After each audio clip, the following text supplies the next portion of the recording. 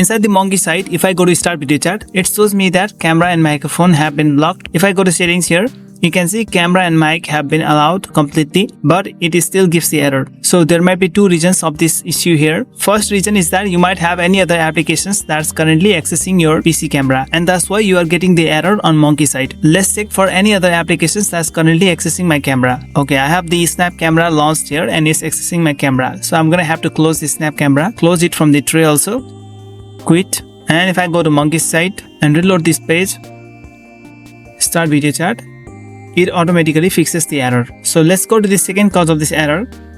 I don't have any other applications which is currently accessing my PC camera. So how can we fix this? This might be the case where your PC camera is currently disabled. So we're gonna have to go to device manager, go to search box, type in here device and go to device manager. Inside the device manager, expand the cameras and we have the camera disabled here. Right click on this camera and enable it. Once it's enabled, close the device manager and relaunch Monkey site and start video chat. It works perfectly.